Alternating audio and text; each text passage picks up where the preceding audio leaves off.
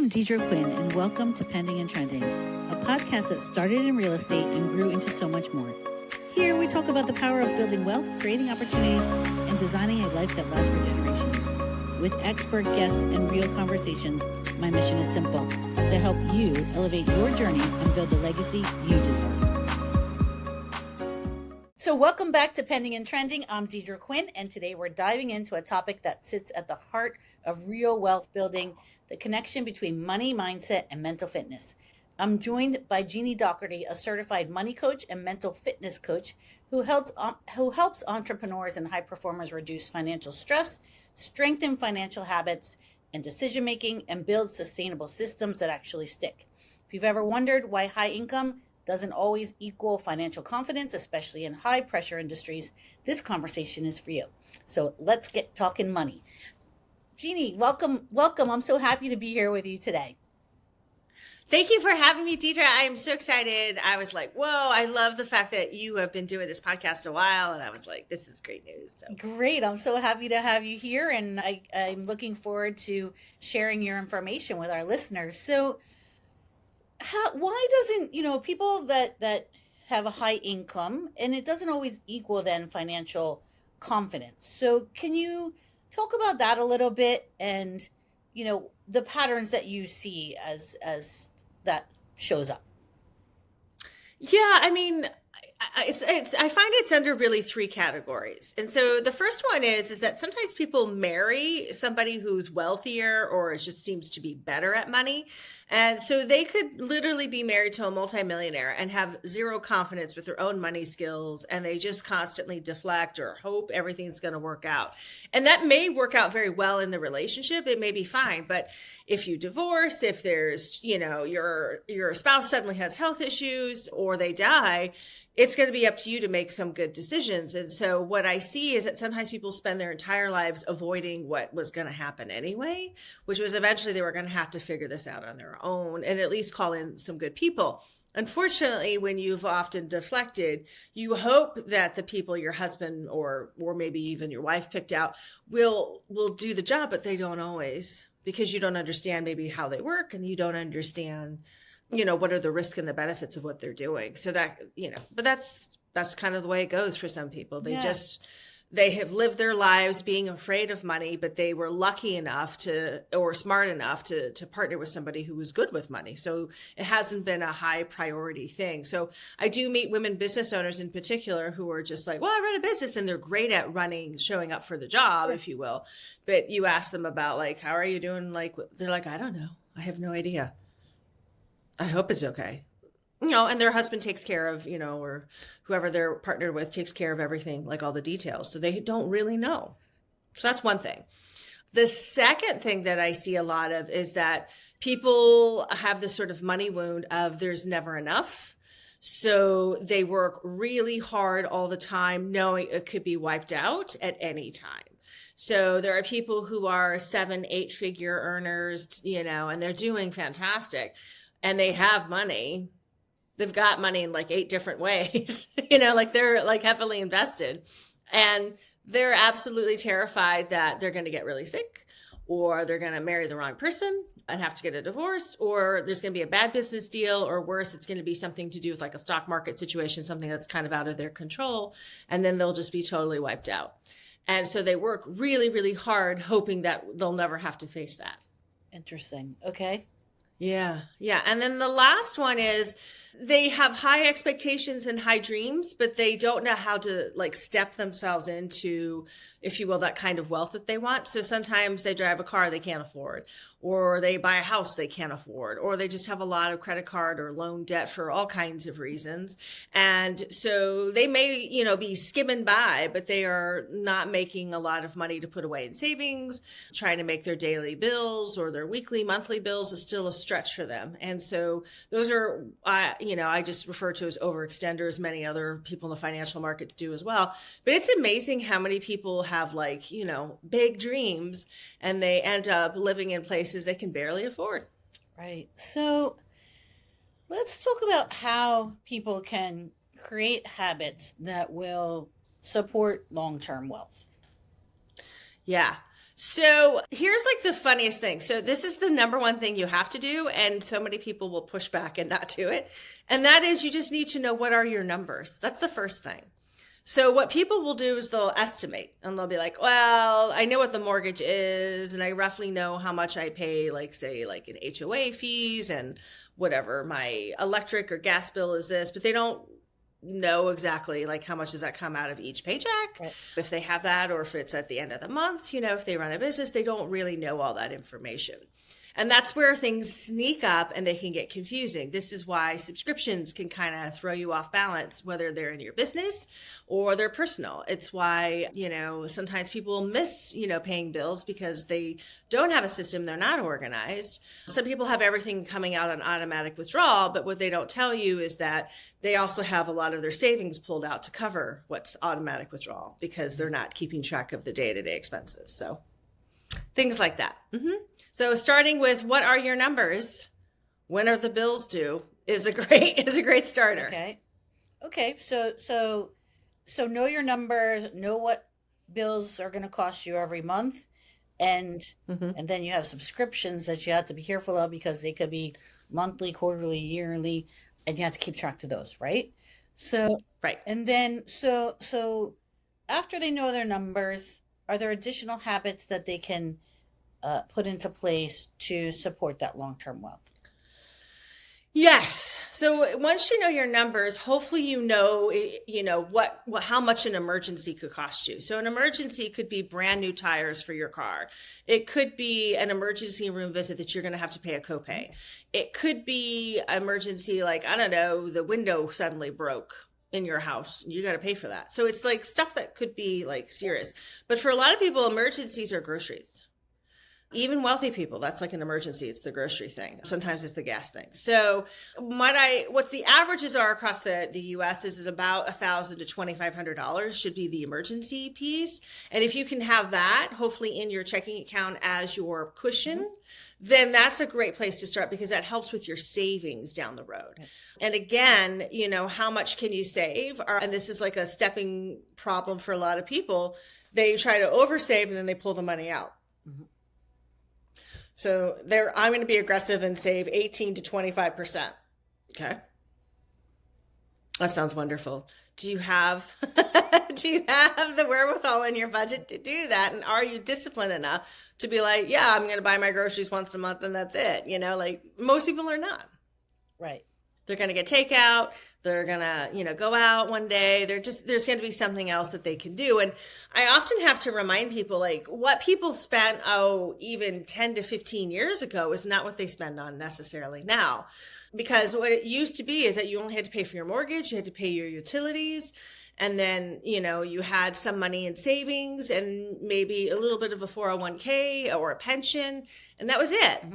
And people didn't have to really do like all this diversification, and they didn't have as many choices to, eat out and have it delivered to your home or, do the Amazon thing, which is not a bad thing. It's just, one of those things people just they didn't have those kinds of choices. But now it's like you can order just about anything in the world to come to your home within 2 days. Yeah, sure. Sometimes the same day now. It's ridiculous, right? Same day. and that's wonderful, but it also doesn't teach you to save or understand the need versus the want. Right. And that's a big problem. Go ahead. So how much do you recommend people save? Now you said, you don't want people to, I guess, commit to a goal that they can't make happen, right? Because then that ends up, they end up being in a position where they have to then take that money out, and that's not effective. Is there a percentage? Is there, what's your theory on that? I know that I've read different books that have different theories that say, profit first. And, what's your theory as far as how, like a good amount of money that they should be saving percentage wise, I guess, each month? Yeah, I mean, to me, I think whole numbers do it better. Like I've met people, again, like I said, 18%, they'll do 25%. If you can get to 10, that's a great start. And if you can hold that consistently for 6 months, you've done well. And why do I say that? Because a lot of times when you tell people to start saving 10% of what they make, they're like, right. what? Can I just put $50 away? Well, you can if you only made $500 for the whole month. But if you're making 5,000, Right. that's not really helping you. That's not necessarily stepping you in the strong direction that you want to go in. So I find that that's sort of the thing. If you can aim for 10% and it's gross, not net, that you would save. And that's another sort of like, I once heard this happened for one of my clients. She was very faithful and she belonged to a church, but she wouldn't tithe at 10%, which is often recommended if you are a faithful person. Right. If you wish to tithe, that's roughly the number. You can always tithe more. Right. But tithing less somehow isn't, like the thing that they recommend, at least in this church. Right. And she was like, well, can't I just give the church $20? And the answer is, of course you can. But what's preventing you from putting 10% where you believe, this is like your house of worship? And so she finally got to that point. And then it was like, great, if you can tithe, can you save 10%? And she was like, are you kidding me? But then she was like, all right, I'm gonna try this. I said, try it for 3 months and see how it goes. I mean, the worst thing is gonna happen. You'll be like, nope, no more tithing, no more saving, like I'll choose or something like that. And so what she did is she followed, the 10%. And the next thing she knew that like money was coming to her in ways that she never expected. Mm-hmm. And she was able to not only save at 10%, she was having more money coming in. It was from family members that owed her money. She had a couple of clients that paid her extra. Like she just couldn't believe the amount of money that was coming in. And it was like, yeah, because you were willing to challenge yourself, right. Not me, just yourself for 3 months to see if it would make a difference. And it did. Right. And so she got to her savings goal, I think about 3 months sooner than she planned. And then she had to make some more choices what she wanted to do with her money. And she was so happy. Right. Now, what do you recommend people save in certain vehicles, or is there a certain way you recommend they save, or do you have them? I do. What do you recommend? Yeah. So for the emergency savings, depending on where you're at with your money, like if you've got a pretty steady job and like your bills are fairly stable, then I would say if you need to do emergency savings, make sure you start there first. And you can use, if you will, the checking account, as that, or if you have a small savings account, that's fine too. Like that's maybe a good place to start. But to save long term, so first month, 3 months, 6 months, some people absolutely want a year's worth of savings in cash that makes them happier. Mm-hmm. I don't always recommend that. And a lot of investment, financial professionals don't either, but it's, again, to each their own. I find high yield savings accounts gives them a lot of confidence because it's a higher rate. It's higher than your bank. And you can get it from like 4 or 5, depending on the interest rates. And then they're like, yes, look at this. Like I was just minding my own business and extra money showed up. And it's like, exactly. And you're less likely to take it out because there's typically time frames in there, right? That's right. That's great. So, and this is something you could start with for $20 or $50 or $100. And then you just keep adding to it. And you can always, I've actually seen people do this if they have a job, or even sometimes when they pay themselves, they will out of their gross put money into their high yield savings account first because they just need to get in the habit. Right. I realize some people might say, what about the tax implications? Well, sure. If your accountant's like, no, do it on the net, that's fine. But my point is that they got into the habit of savings. I mean, that's really where you want to be. You want to be in the habit, not like, I'll get around to that when I'm older.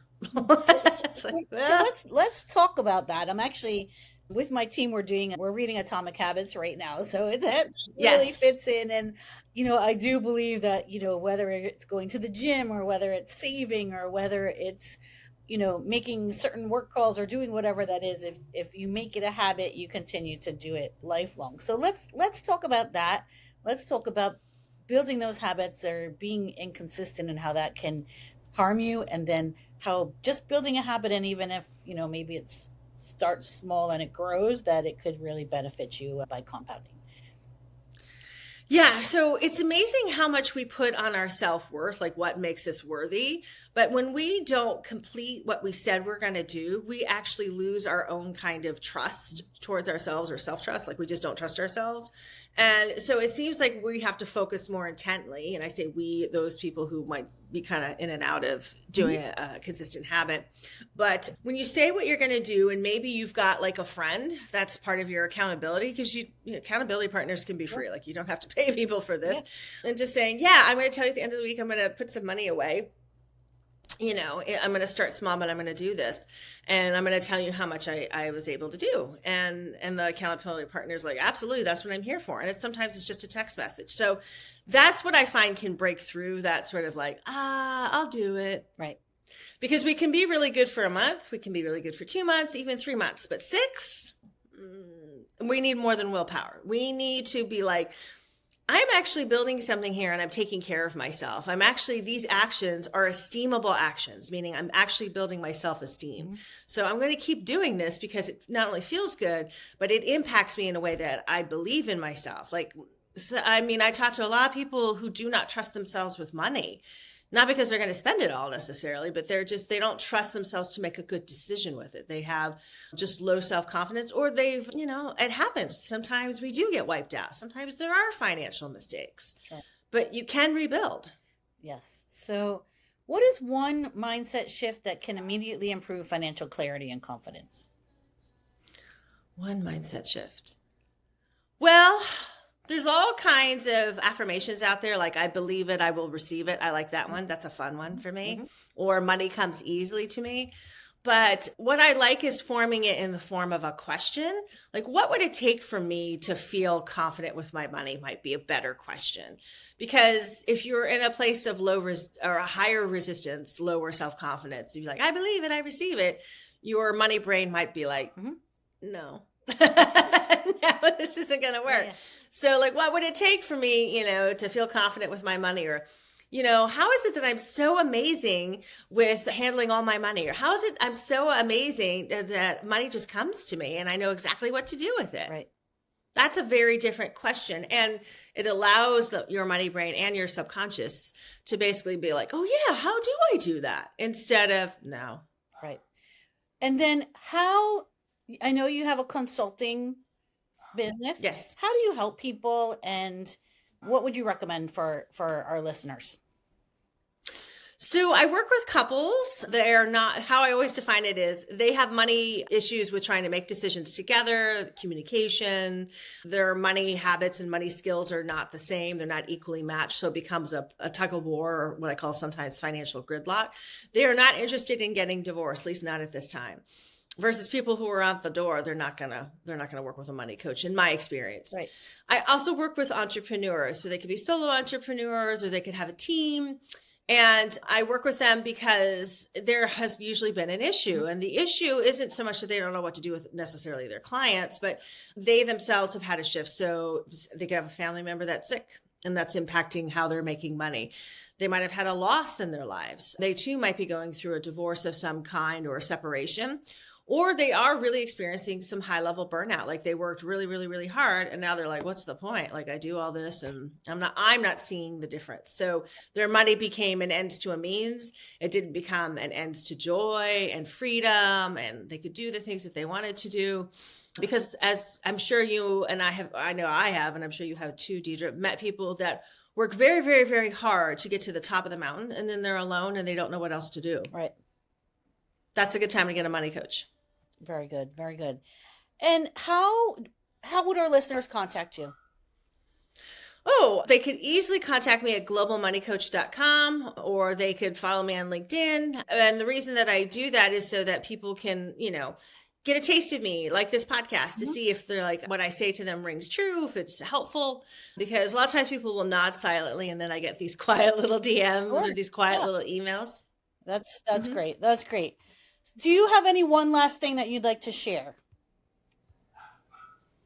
Yes, money is one of the easiest things to solve because we are humans and we invented it. Love that. Love that. What a nice way to wrap that up. So this wraps up today's conversation with Jeannie Dougherty, a powerful reminder that building generational wealth isn't just about what you earn.